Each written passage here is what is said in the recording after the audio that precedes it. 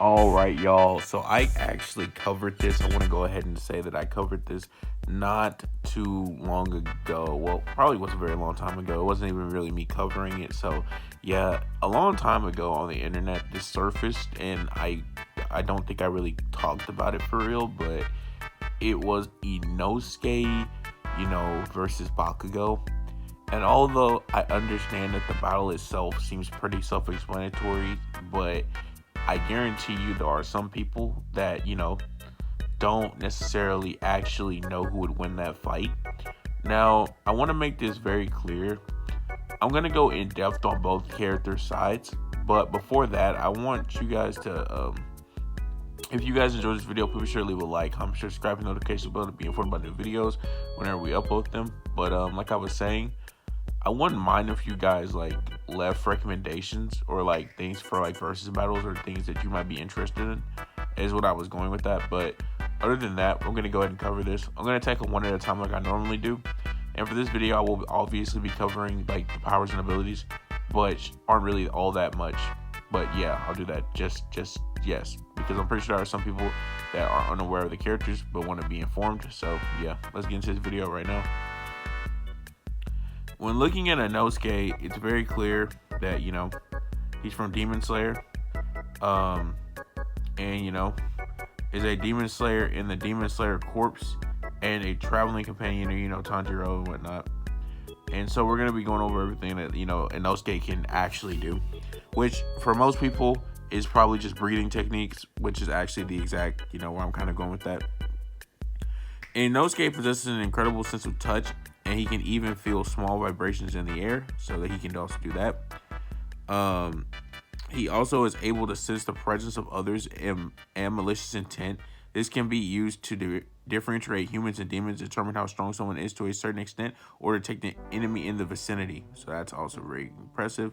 He can bend his body in completely unnatural ways, uses two swords, the ore of his katanas, scarlet crimson ore, absorbs sunlight. Breathing techniques make the user become much stronger and faster. Breathing techniques allow sword forms to strike from a longer distance. Can depel air with his circular fangs technique. Beast breathing is a variation of wind breathing and proves at an incredible fast rate. Developed a breathing technique on his own without instruction. His practical experience of fighting Upper Moon 6 was stated by Misuru to be worth 5 or 10 years of training. All previous abilities can easily switch the position of his organs, which is actually a very important thing to keep in mind for this battle. Can sense incoming attacks and where his opponent is aiming, allowing him to easily dodge attacks, which was said to have sharp instincts, allowing him to be alert to all incoming danger. Was stated to have the ability to instinctively avoid looking at Imu's hypnotic eyes. Failed Gotoru's attack from behind, aiming at his heart, allowing him to shift his organs to survive it. Becomes stronger and faster through his repetitive action technique of remembering the tempura he ate with his friends and using his phrase pig assault. Can extend his reach by briefly dislocating the joints of his arm, and use the paper talisman to make his presence and become invisible. Breath users are resistant to Muzan's blood, which can immediately transform normal humans into demons with a scratch, leading to him to require a few days willingly to transform. Able to fight despite severe injuries, and able to withstand ore that causes fear and paralysis. So when looking at Inosuke, that is actually everything that he could actually do. And so now we're going to cover his attack potency and speed, which are normally the things that really matter to me, but I will go back to the abilities for this battle in particular because they're actually important. When looking at attack potency, his highest level of attack is City Block level plus, because he is comparable to Kanaho, kept up with impaired attacks from a casual Doma. So he would have to be City Block plus level to do this, because Doma was literally the second highest demon behind Muzan and Kokushibo. So yeah, keep that in mind. When looking at his speed, characters in Demon Slayer really don't ever tend to go over hypersonic, and this is the same for Inosuke, who is definitely not even the main character. So it's likely to say that his highest speed is likely massively hypersonic, because he was able to once again keep up with Doma. You can make an argument that Tanjiro is obviously faster though, but this isn't about Tanjiro, so yeah. But massively hypersonic is Inosuke's like limit. And with that being said, though, that's going to cover the Inosuke section. I covered his speed, his attack potency, and all of his like important abilities that are necessary for this video. which was actually I kind of covered all of them, to be honest, because he doesn't really have anything outside of breathing techniques. With that being said, though, we can now move on to the Bakugo section. Katsuki Bakugo is the antagonist of the manga and anime series My Hero Academia and is enrolled in UA High School's Hero Department and is a member of Class 1A. If you're all you didn't know that, I just wanted to throw that little piece in. His abilities and characteristics are obvious. He is, by propelling himself through mid-air with his explosions, can generate concentrated blasts from his explosions. So yeah, Bakugo pretty much uses the power of explosions, which he can control from his two hands, and he can use these to, fire explosions. Yeah, it's kind of the basis of him. With that being said, though, he's also really good at hand-to-hand combat. But other than that, that pretty much covers everything you need to know about, can easily react to opponents outside of, his field of vision, which is actually kind of impressive. Limited flight by propelling himself through mid-air with explosions. So yeah, he can do that. But ultimately, that's it for Bakugo's powers and abilities section. Now let's get into attack potency and speed. When you look at his highest attack potency level, he can produce explosions of this magnitude, which would make him building level plus, because he can produce those explosions of this magnitude shown multiple times throughout the anime. But his highest level is large building level, because he is superior to 8% Deku by the Rise of the Villain Saga. So yeah, that's what that is. And when you look at his speed, he's hypersonic, because his reactions and combat speed superior to Todoroki and 8% Deku. Once again, 8% Deku respectively. With that being said, though, when looking at his speed and power and all his abilities, that's it for Bakugo. Yeah, I know Bakugo's was way shorter, but Inosuke just had more in his chamber. So with that being said, we can now actually get into the discussion and actually see which one would actually win a fight. Okay, so one thing you guys probably immediately noticed about this fight is that when you look at the speed, it's very interesting, really. When looking at speed, Inosuke is faster by not necessarily the longest of shots, but he is much faster than a Bakugo, right? He can kind of blitz, he can't blitz him, but he's fast enough to definitely cut him before he can react. But when you look at the power difference, that's where it's well, now I'm I don't know. Whereas, a guy like Inosuke is just barely doing anything. Inosuke is sitting over here at city block level, right? Sitting over here at city block level plus, right? A guy like Bakugo is sitting over here at large building level. He's sitting over here at large building level. And honestly, I understand that you can make a case, city block level. It's better than small building level for sure. But we're talking about a guy who's destroying large buildings, right? Large buildings. So you can make a case that although Bakugo is doing that, Inosuke just outranks him in everything, right? Because and when I say destroying large buildings, I mean in perspective. I know when you're looking at the tiering system, being able to be city block level is higher than large building level. I'm aware of that. I understand that tiering wise, Inosuke is actually stronger than him, and in speed and power. But when you actually look at what Inosuke is doing, he actually is a guy that can beat people on that level. He can beat people on that level. He is not he's not particularly that destructive force. Bakugo not only has Inosuke in ranged combat, but he's not that far off in any category for me to just immediately give him the win just because he has the strength and speed advantages. And it's not necessarily he has the strength and speed advantages. It's more he can beat people that are that strong with his own power. So that's kind of something to take away from that. Also, with that being said, though, I do think that Inosuke is at a really big disadvantage just because he literally does not have any long range attacks.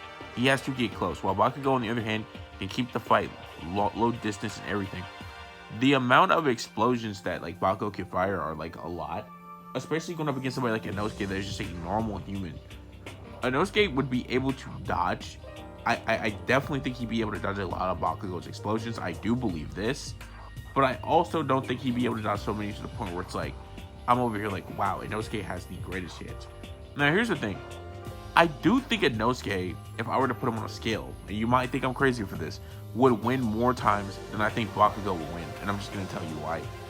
Ultimately, Bakugo, although I do think has an advantage in long-range combat, and honestly has a like projectile advantage in general, and you can even make a case that he can also get a flight advantage as well to stay away from Inosuke so that he can't really, you know, interact with him.